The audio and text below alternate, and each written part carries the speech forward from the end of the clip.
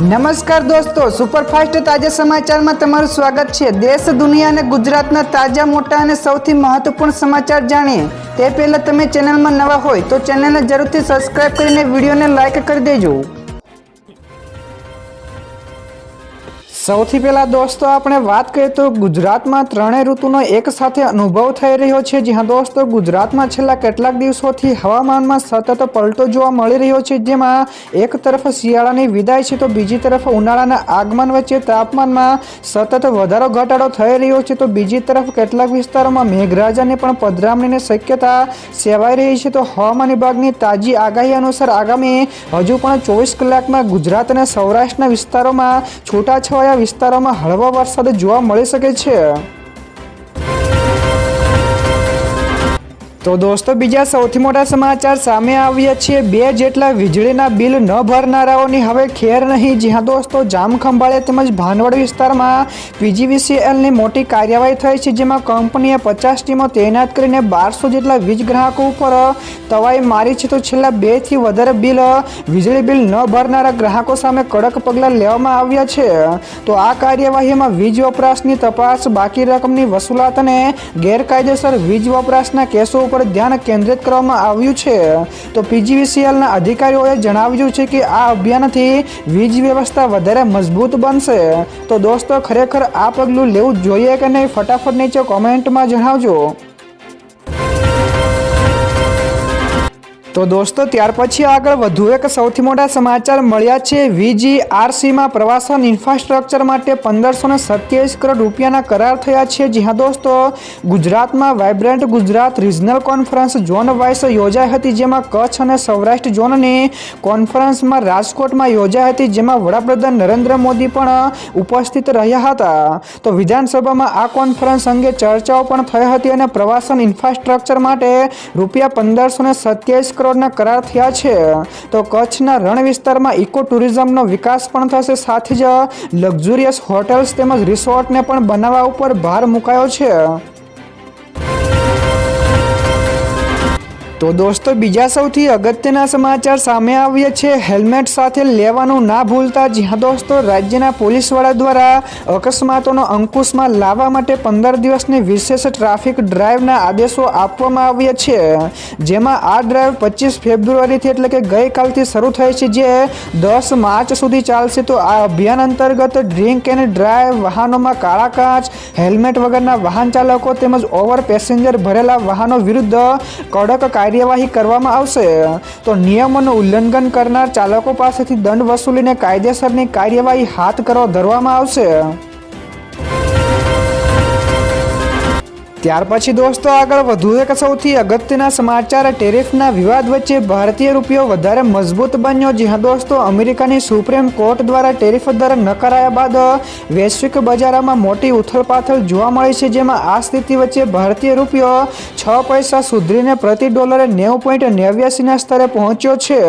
તો ગઈકાલે BSE Sensex 558 point વધીને 82,784 ઉપર રહ્યો, જ્યારે નિફ્ટી 25,581 ના સ્તરે રહ્યો હતો।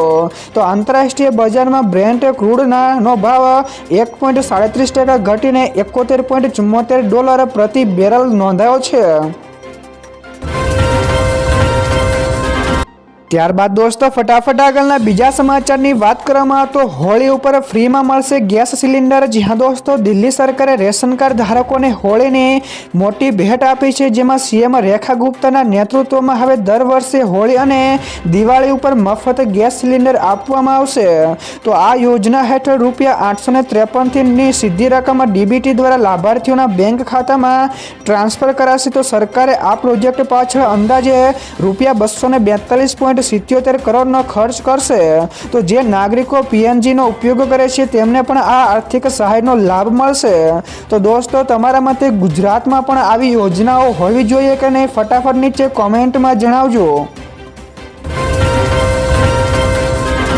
તો દોસ્તો બીજા સૌથી મહત્વપૂર્ણ સમાચાર સામે આવ્યા છે સોમનાથથી આમ આદમી પાર્ટીની ખેડૂત યાત્રાનો શંખનાદ। જી હા દોસ્તો, આમ આદમી પાર્ટીએ સોમનાથ મહાદેવના આશીર્વાદ સાથે 13 દિવસીય ખેડૂત યાત્રાનો પ્રારંભ કર્યો છે, જેમાં પરિવર્તન લાવો ખેડૂત બચાવના નારા સાથે આ યાત્રા 8 જિલ્લાના ગ્રામ્ય વિસ્તારોમાં ફરી અને ખેડૂતોને પ્રશ્નો ઉઠાવશે।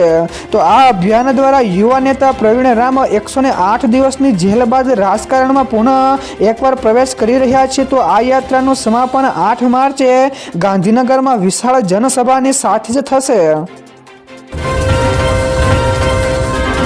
તો દોસ્તો ત્યાર પછી આગળ વધુ એક સૌથી મહત્વપૂર્ણ સમાચાર મળ્યા છે। જંગલેશ્વરમાં શાંતિપૂર્ણ રીતે કામગીરી પૂર્ણ થઈ છે। જી હા દોસ્તો, રાજકોટના જંગલેશ્વર વિસ્તારમાં તંત્ર દ્વારા હાથ ધરવામાં આવેલા સૌરાષ્ટ્રનું સૌથી મોટું મેગા ડિમોલિશન ઓપરેશન શાંતિપૂર્ણ રીતે પૂર્ણ થઈ ગયું છે।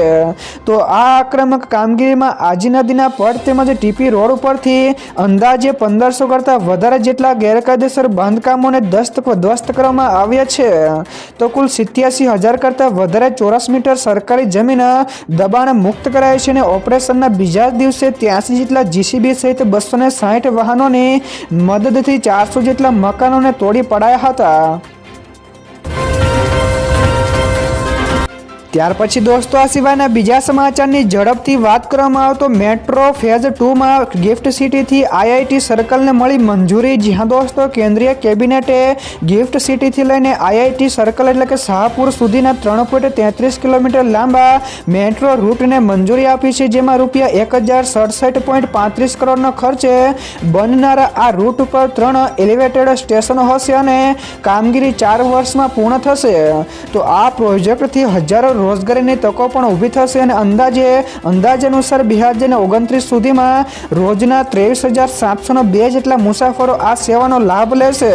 તો જેનાથી ગાંધીનગર અને અમદાવાદની વચ્ચે ટ્રાફિકનું ભારણ પણ ઘટશે અને પર્યાવરણને તેનો વધારે ફાયદો થશે। તો દોસ્તો બીજા સૌથી મોટા સમાચાર સામે આવ્યા છે। 125% ટેરિફ તો ભારતને લાગ્યો મોટો ઝટકો। જી હા દોસ્તો, અમેરિકાએ ભારત, ઇન્ડોનેશિયા અને લાઓસથી આયાત થતા સોલાર સેલ તેમજ પેનલ્સ ઉપર 150%ની ભારે કાઉન્ટર વેલિંગ ડ્યુટી લગાડી છે। તો અમેરિકી કોમર્સ ડિપાર્ટમેન્ટનો દાવો છે કે આ દેશોની કંપનીઓને સરકાર તરફથી સબસિડી મળે છે, જેના કારણે તેઓ સસ્તો માલ વેચીને અમેરિકી ઉદ્યોગોને નુકસાન પહોંચાડે છે। તો આ નિર્ણય સ્થાનિક મેન્યુફેક્ચરિંગ અને અબજો ડોલર્સના રોકાણને પણ સુરક્ષિત રાખવાનો પ્રયાસ કરવામાં આવ્યો છે। તો દોસ્તો ત્યાર પછી આગળ વધુ એક સૌથી મોટા સમાચાર મળ્યા છે। આ રાજ્યનું નામ બદલાઈ ગયું છે। જી હા દોસ્તો, વડાપ્રધાન નરેન્દ્ર મોદીના નવા કાર્યાલય સેવા તીર્થ ખાતે મળેલી પ્રથમ કેબિનેટ બેઠકમાં કેરળ રાજ્યનું નામ બદલીને કેરલમ કરવાના પ્રસ્તાવને મંજૂરી આપવામાં આવી છે। તો સાથે જ રાજ્ય સરકારના લાંબા સમયની માંગણી સ્વીકારતા આ ઐતિહાસિક નિર્ણય પણ લેવામાં આવ્યો છે, જે નોંધનીય છે કે કેરળમાં એપ્રિલ અથવા તો મે મહિનામાં વિધાનસભાની ચૂંટણીઓ યોજાવાની શક્યતા છે। તે પૂર્વે જ આ પગલું લેવામાં આવ્યું છે અને કેરળનું નામ બદલીને કેરલમ કરવામાં આવ્યું છે।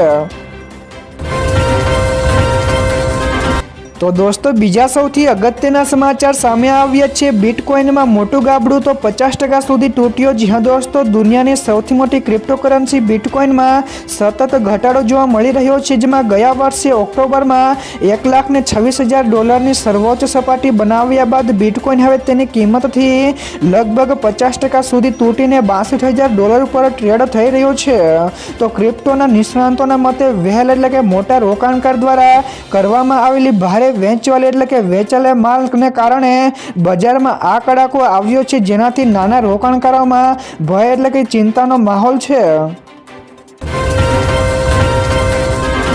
ત્યાર પછી દોસ્તો આગળ વધુ એક સૌથી અગત્યના સમાચાર, ટ્રમ્પનો નવો ટેરિફ મુશ્કેલીમાં મુકાઈ શકે છે। જી હા દોસ્તો, ટ્રમ્પ પ્રશાસને ટ્રેડ એક્ટ ઓફ 1974ની કલમ 122 હેઠળ 15%ના નવા ટેરિફ લગાવ્યા છે। તો સુપ્રીમ કોર્ટ દ્વારા અગાઉના કટોકટીના પગલાંને રદ કર્યા પછી આ નવો માર્ગ અપનાવ્યો છે।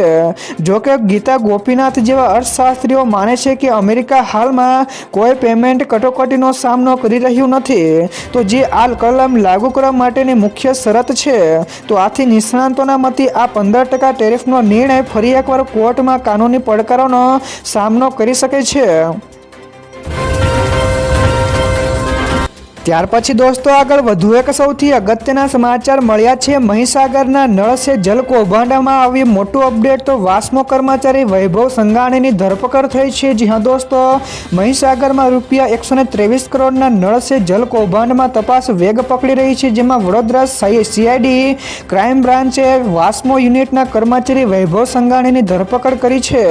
તો વૈભવ મહીસાગર જિલ્લાની વાસ્મો કચેરીમાં ફરજ બજાવતા હતા. તો આ કૌભાંડમાં પાણી પુરવઠા યોજનામાં ગેરરીતિઓ તેમજ આર્થિક અનિયમિતતાઓનો આક્ષેપો લાગ્યા છે. તો CID ક્રાઇમે તપાસ શરૂ કરી છે અને અન્ય સંડોવાયેલા લોકોની પણ ભૂમિકા અંગે તપાસ ચાલુ છે.